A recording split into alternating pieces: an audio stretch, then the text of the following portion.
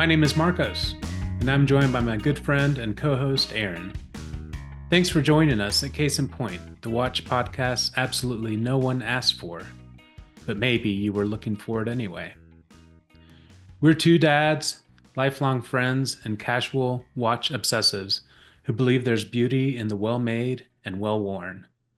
For us, watches are just the start, gateways to stories about design, craft, music, travel, and the people and places that shape us. We're not experts. We barely remember to hit record, but we're here, holding time well and sharing what matters along the way.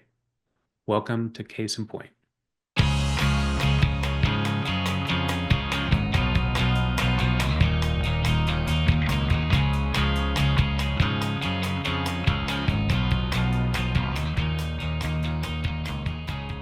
Hey, man. Hey, Mark, how are you? Great. How are you?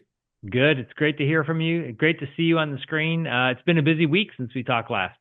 I know. I was thinking over the weekend, I had been thinking about some things that maybe we could chat about. And I thought, it'd be good if we could maybe just do like another, the first episode was about 30 minutes and then we got to about an hour on the second one. I thought we should try to shoot for a shorter episode. And now so much has happened that I just feel like it's going to probably be a long episode. It may well be. So, folks, we hope you hang in there with us and hopefully you get something out of this. So, you've been traveling since we talked last. Tell me a little bit about where you've been and what you've been up to. Yeah, so was in Nashville for sort of a long weekend. My wife had a an event that she had to go. I had to do a little bit of arm candy, but I did get a chance to sort of get around and see a little bit of Nashville, which was super fun. Yep. Yeah. And you were traveling too. That's true. That's true. So my daughter graduated from college. Our daughter graduated from college this past weekend from the University of Michigan. So we took a trip up to Ann Arbor. My parents live just outside of Detroit, so we stayed with them. And my mom and dad and my brother and his wife, we all went to the graduation ceremony. It was just an amazing weekend. We're so proud of her. Oh Um, man, congratulations to everybody. Woohoo. yeah, thank you Absolutely. so much. Yeah, that's so Thank you. great. And the Yeah. pictures you sent were awesome. Yeah, just so incredible. Yeah, it was really it just blows my mind that I mean she's such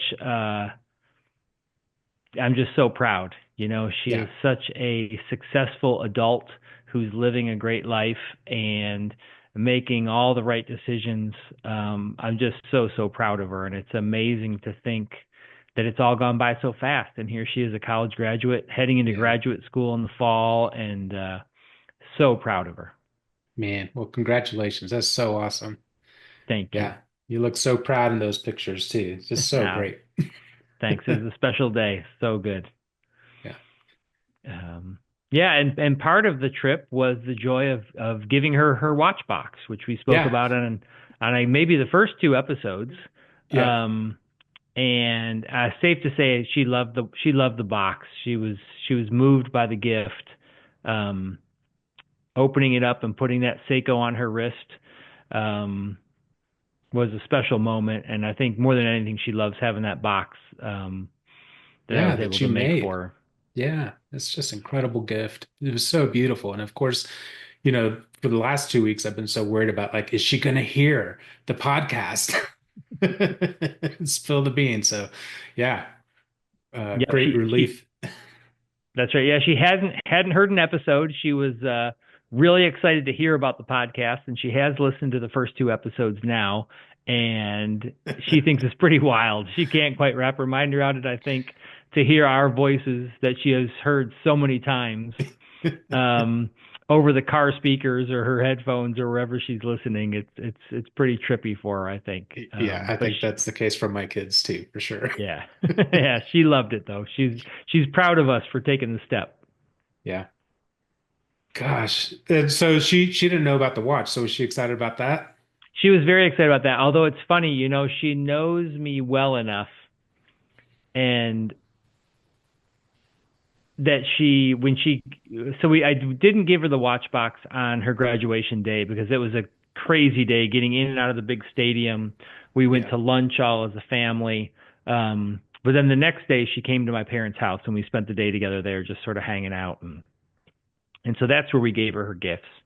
And she sort of sat down as she got there and we were all relaxing. And she's like, okay, where's my watch? And She knew. She knew. she knew well enough that that was a very likely gift. And so we kind of teased about that a little bit. And then I brought out the box and asked her to close her eyes and set it in front of her. And it was a real special moment. Oh man, that is so great. So, That yeah, is it was so great. great. And we had a real fun and magical sort of watch experience on the day of her graduation. So we went to the ceremony, which was in the morning. You know, University of Michigan's a huge school. I don't know, Right. it's in the 110,000 seat football arenas where the graduation is held. There's about just short of 6,000 graduates on the field. Um, so it's a Yeah. scene. I mean, it is a Yeah. really big, although amazingly well run. And our experience getting there, getting in, getting out was incredible. Um, Such a well managed event. But we went to lunch afterwards at a wonderful restaurant in Ann Arbor called Aventura, which is a Spanish tapas restaurant, and had probably the best service I've ever received at any restaurant. Just so Wow. kind, took such good care of us. They were so committed to us having a good experience and educated about the menu was on offer. And, you know, I won't go on about it, but really, if you have a chance to go to Aventura in Ann Arbor, don't miss it. The food was amazing. The service was amazing. But at one point, as we were waiting for our food to come, we started to talk about the podcast as a family and sort of sharing about this and what was going on. And my brother is also pretty into watches, and he was wearing his Seiko Shogun titanium dive watch.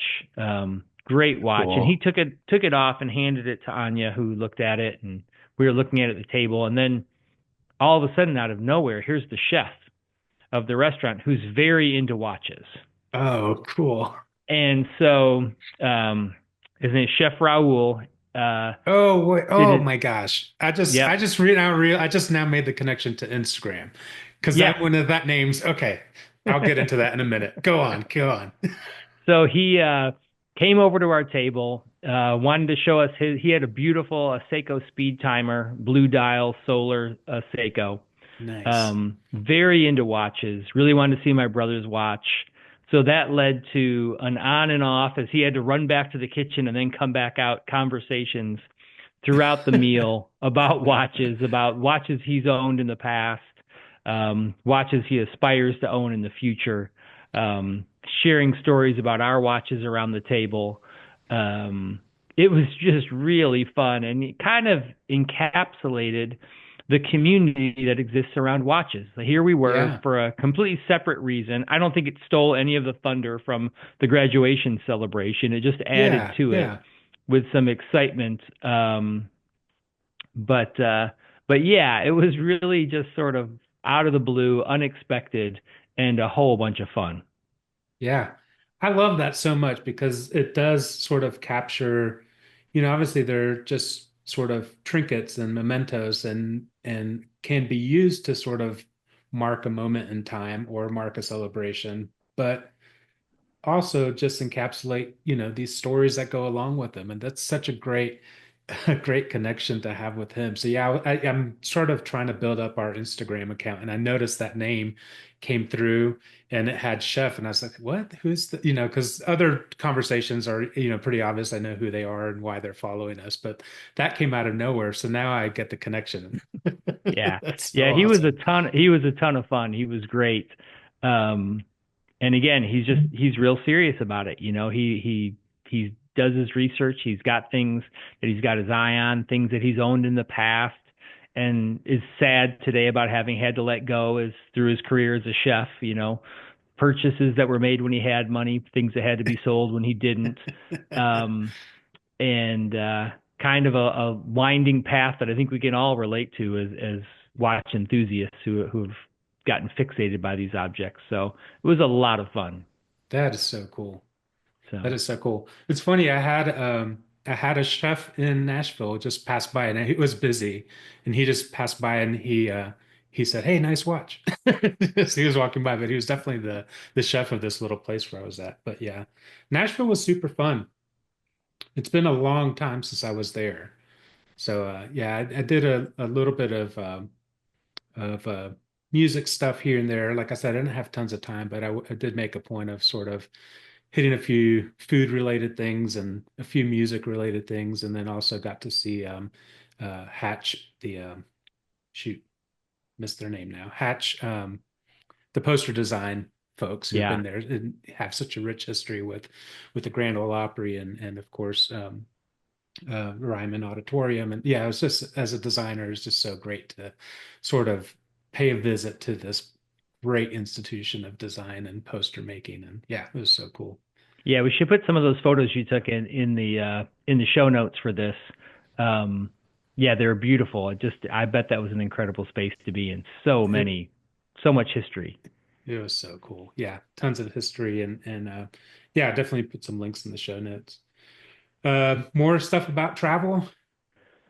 Yeah, I think that was good. I guess the story I was wondering if I should tell on the pod today, although I'm going to now. I'm diving right in.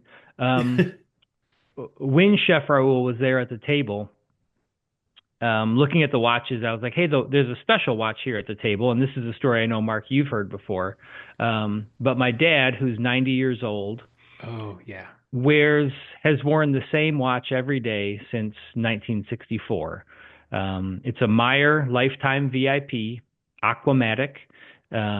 This is a watch that my mom wanted to purchase for my dad when my older brother was born.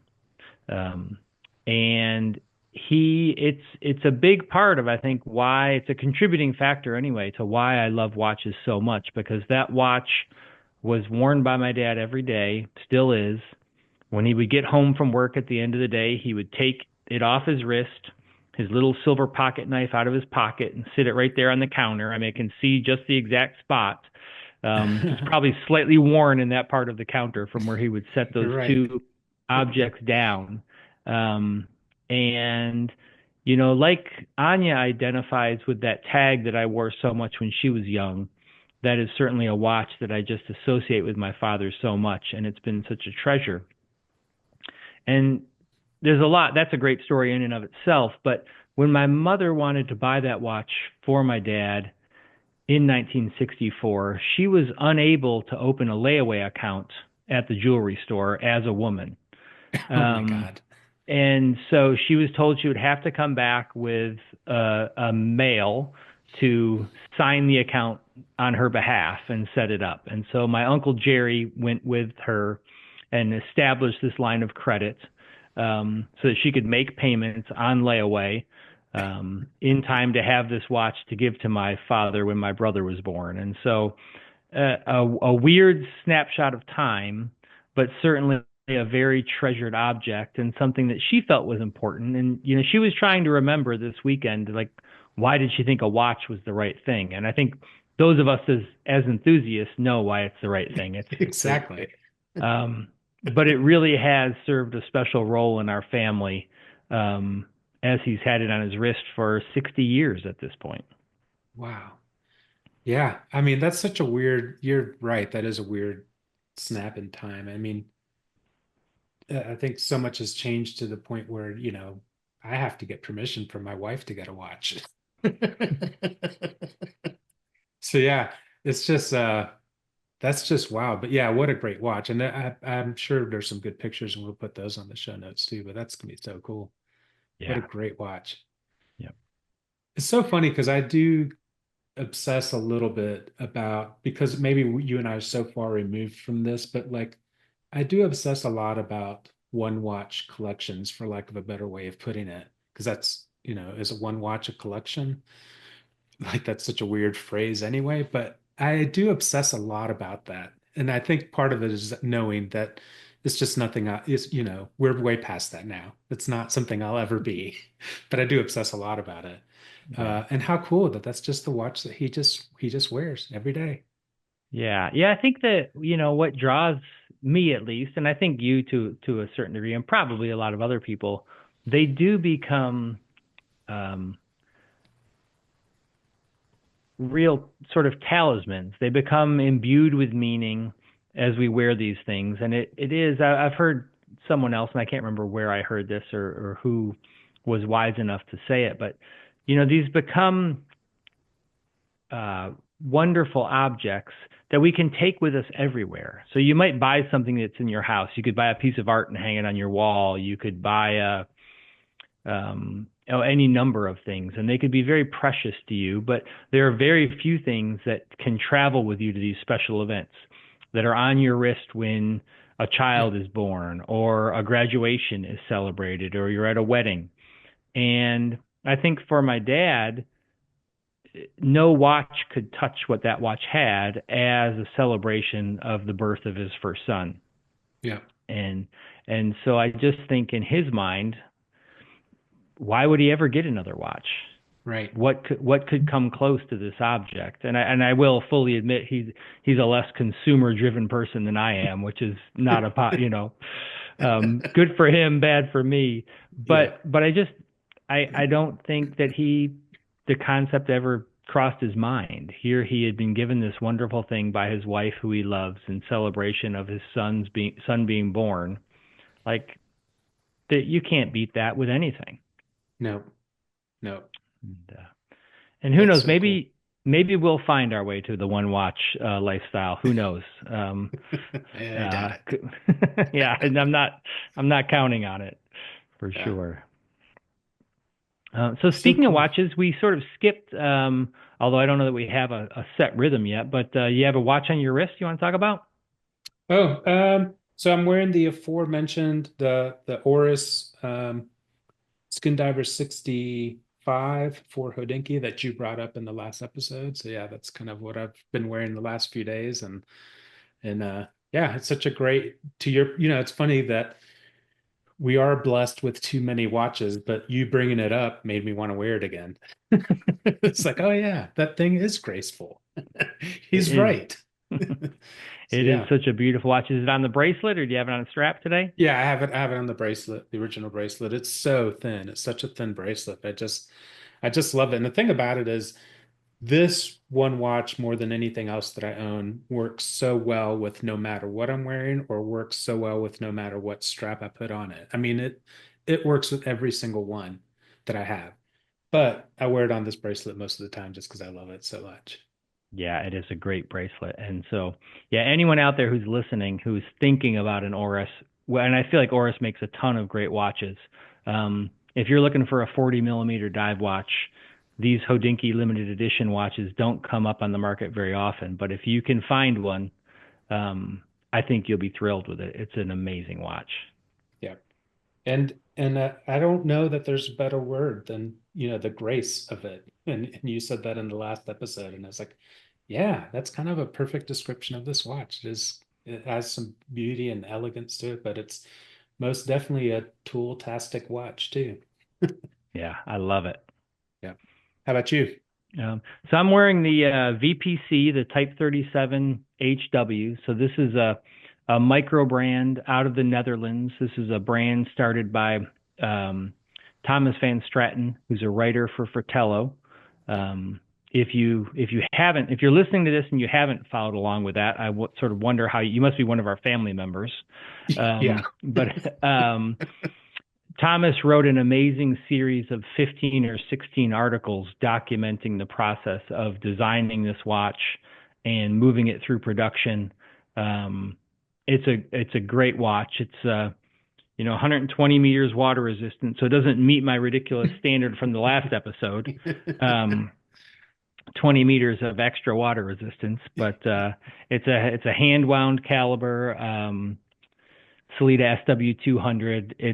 It's just a very comfortable watch for sure. It has really elevated my understanding of the quality level that can be achieved with the watch. So it's a watch I love to wear, and I posted about this watch on the Gray NATO Slack not that long ago, and someone asked me some questions about it, and I think the best thing I can say about this watch is I think I've worn it all but about 5 or 10 days since I received it in January. Yeah. So that's as strong a testimony as I can give for any watch. It really love having it in the collection. It's so beautiful. Such a beautiful watch. And the thing is, like, you can, it looks on the dressy side, but you wear a lot of like canvas coats and, you wear a lot of, more kind of workwear and things like that, and definitely on the more casual side. And it looks amazing with all of that too. Yeah, I really just find myself wearing it day after day, and I do miss, you know, the watch I wore so many days in a row prior to this is the Seiko Willard, which is about as different from this as can be. It's a heavy watch. There's a lot of steel in there. I love it. I think in some ways it's still my most treasured watch, but I might put it on in the morning, and then when I come home, you know, before dinner, I might swap it out and put this one back on. I just keep putting this watch back on. Yeah. Um, I'm really drawn to it. And they have a new dive watch coming out at some point, perhaps this year or early next year. No date has been set yet, but Thomas has already published the early sketches of that watch, and Which were just it, so great. I love those sketches. Yeah, those were really cool when you shared those with me. I really love I mean, yes and no. I like the hands a lot because it matches, it has some brand consistency, but then at the same time you brought up whether those are the best choice for a dive watch. But man, at least in those initial sketches, it looks gorgeous. So yeah, simple, so clean, so beautiful. Yeah. yeah, yeah. It's going to be very tempting. I'm, trying to squirrel away a little money here and there where I can to see if I can bring that into the collection when it comes out. We'll see. Um, but yeah, so that's the watch on my wrist. But I guess I'll take some time to talk about another watch mentioned in the last podcast. My wife Yes. ordered a gold-plated quartz Omega DeVille, and that arrived just yesterday. And it is amazing. I love it so much. It looks so good on her wrist. Um, and it's just a wild little watch. It's really in very good shape. I don't quite know what year it is. The movement dates to the late 1970s, so I Oh, can't actually okay. remember the movement number off the top of my head. But I had to look it up last night because I could not figure out how to set it. So Oh. it's a it's a it's a quartz watch without a traditional crown, a very small dial. I should have done some more research. I don't know the diameter of the dial, but it's a small um, ladies' dress watch, and it has a push button crown where if Huh. you push the button in, hold it for 2 seconds, say, and it will advance the seconds quickly. Oh, If you want to wow. make a small adjustment, or no, I'm sorry, it does not have a second hand. It'll advance the minutes Gotcha. slowly, and then if you hold it in, it will advance the hours by 1 hour increments. What? Yeah, it's really We're gonna have to shoot a bizarre. video of this. Oh my God. Yeah, I have never, others out there may be like, yeah, that's how they were. I don't think this is super rare, but I had never encountered it before.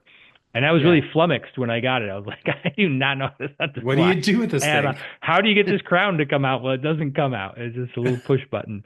Um, and, amazing that the internet exists. I was able to find a 1978 Omega manual for that movement and read That's all so about how to cool. take care of it. So, yeah, but it's a great watch and it just looks so good on her. I saw her at work today wearing it, looked amazing with her outfit that she had on. Oh And man. It's I think she's such a going to wear the beautiful heck out of watch. it. Yeah, such a beautiful watch. And so timeless too, because I could have guessed that watch is from the 60s or from the 90s. Like Yeah. no clue. I have no Yep. clue when it is, but it's so gorgeous and elegant and timeless. Yeah. Yeah. And I think, and I've really just begun sort of digging around to do a little bit of research on it, but it seems like that dial and typeface was used from the late 70s through the 90s. Okay. So I think it might be really hard. I mean, I'm sure someone could look at that and tell us right off where it's from, but I can't quite Yeah. figure it out myself. At least I haven't figured it out yet. Yeah. Such a cool watch. Well, that's exciting, man. Yeah, it was So fun. exciting. It's a blast. Um, and it came pretty quickly. She ordered it from Japan, off eBay. Took maybe, I don't know, 10 days or so to come over. Hmm. Um, no surprise tariffs or duties when it landed. We didn't get any calls about owing any additional money. Oh, good. Um, and yeah, made it here safe and sound, packaged well, and yeah, she loves it. That's so cool. What a beautiful watch. Yeah.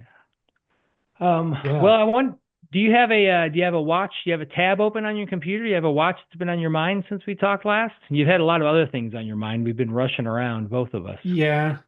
It's funny because before Nashville, like I said, I've been sort of focused on trying to get our all of our accounts going. I have the YouTube channel sort of posting some teasers for the podcast, and then the Instagram account with different stories and stuff like that. And um, there was a follower who joined recently who goes by the handle of Offset Crown. His name's Ross. Really cool dude, but he has some gorgeous photos. And he had a picture of a Marin Instruments skin diver that really kind of caught my eye. And so I started doing some research on those. But then while I was in Nashville, I had a blog to watch post that came up about the new SPB 519 from Seiko. And so now I've been sort of obsessed with that one. So, I have two, but definitely that Seiko has been more recent on my mind. And you know, I think in some ways it's not a watch that I would ever really want to own, but it goes back to what I was talking about earlier with obsessing about a one watch collection, because I sort of feel like that could do it, especially with having like the collar style of GMT hand, but it has like a dive bezel on it. Hmm. So I sort of feel like it's kind of a do everything watch in the sense that it looks classy, but it's functional to a dive watch. But then, oh, by the way, there's also this GMT hand, and then it has an internal dial that has the GMT, an inner track with the GMT hands in the dial. So it's a really cool watch, and it's kind of Yeah, that been is. the watch I'm It's obsessing amazing. about. Yeah. You better not get it because if you get a one watch that does everything, you might have to end the podcast if you drop down to one watch. Um, Like I said, I that think I'm beyond that. yeah. But the thought comes up often. So again, while I was in Nashville, my daughter lives nearby, and so she came by with her boyfriend, and he's sort of dipping his toe a little bit into watches. And so I think it's in my mind because I don't see him as a guy who's gonna want to have, six watches. Like if he's interested in a watch, it's the one watch that he wants to have beyond his Apple Watch, that sort of thing. And so it's a topic that comes up often, and I just know it's not for me. I'm beyond that point. I realize that, but I do think a lot about it, and so in talking to him a little bit about, what he might be interested in, um, it's just something that comes up and pops in my head a lot. Is that one watch collection? What's a watch that does 95% of what a person's going to want out of a watch? Mhm. And that may not fit for, a dress watch, or I don't know, but for 95% of what you're doing, this is kind of, and I think about the watch that your dad wears, and, that's probably, you know, on the dressier side for us today, For but sure. not for him back in the day. That was, just how men dress. It was, definitely a more elegant era. Yep. Uh, so yeah, this is I could see me suggesting this watch to any one of my brothers, or like a young man like my daughter's boyfriend. Uh, I'm ready to spend some money on my first watch. I've got a new job, I'm ready to start my career. Like this would be a great watch for somebody. I think They that's have right. the solar ones that are a little bit, definitely more affordable. And then they have a GMT that's in the 5 series, the 5 sports, um, which are also great little GMT watches. So yeah, there's quite a few entry points. That's the thing with Seiko. Again, all kinds of price points. You can jump up to the Grand Seiko GMT. Yeah. Yeah. I mean, Seiko is such an amazing. I mean, both of us have a very fond spot in our hearts for Seiko, and we both have owned a few, and yeah, they do. They've got all you could ever want for sure. Yeah. Although This is a beautiful we still want more. yeah, we do still want more. This is a beautiful colorway too. There's something about that silver white dial. And then that blue, I would say the only thing that I'm not really crazy about is that they has it's not a steel, that hardened steel bezel. Hmm. It's a ceramic, which is kind of weird Yeah. for It Seiko. is. It's true. It's a beautiful watch. I do really like it. Yeah. It's got 200 meters extra water resistance by my standards, though. So Yeah. don't know that I can fully support it. No. Kidding, of course. It's a great, great watch. Yeah. Yeah. I love And the then case. so is that, yeah, the case is gorgeous too. And I Yeah. guess these cases, they say they're 42, but I suspect it wears probably a little bit smaller than that. Yeah. I bet that's right. Every Seiko I've ever worn wears a little bit smaller than it says Yep. um, it should. And yeah, I love the big heavy chamfers on the side of the case on that watch. Yeah, Um, very masculine looking for sure. yeah. Kind of strong, yeah, strong, bold chamfers, and then the kind of squared off lugs. Yeah. Very, very cool. And then, that not to take away credit from that Marin Instruments. It's not a watch that is not on my radar at all. The one thing that I think is so cool is, again, offset crown, if you want to check out his Instagram account, but somewhere in there, he's got a loom shot and that little stripe bar, which I've never seen anything like that before on the bezel, Hmm. also lights up. It's also Oh, loomed. cool. It's super, super cool. So yeah, look through Offset Crown's photos on his Instagram account, and you'll see some really cool shots of this. That's his personal watch. He's got a nice little collection too. Yeah. Oh, Um, that's amazing. cool watch. Yeah. What about you? So I've got a watch that I've been looking at. I talked about the Zin last week, which is still very much on my mind. But I've been looking again at the Laco Fliegers. And this is Ah, kind of a complicated one for me because, as you know, I owned a Laco Flieger at one point, um, and sold it. It is a great watch, but I was a little bit uncomfortable with its history, and what I felt was sort of attached to that watch. The one that I had was sort of a very faithful recreation to those watches from the Second World War. But now Laco offers what they call their Pro series, and their Stuttgart Pro is the A style dial, so full Arabic numerals all the way around.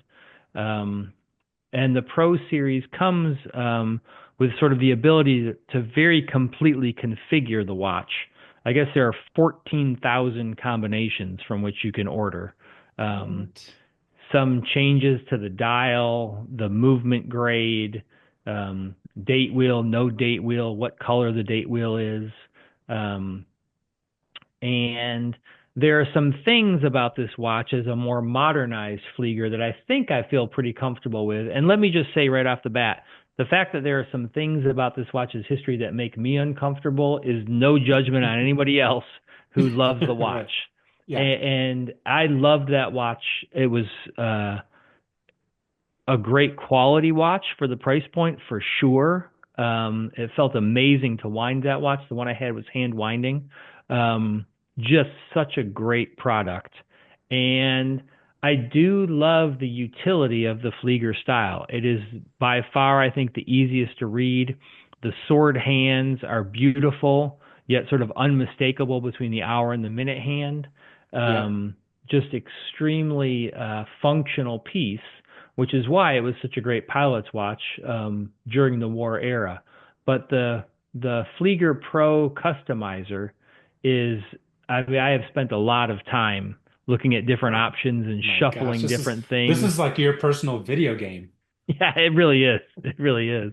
Um, and I think for, the fact that you can get into a top grade Salida movement in a watch with 200 meters of water resistance. Again, I know that's 100 meters more than I say that you need.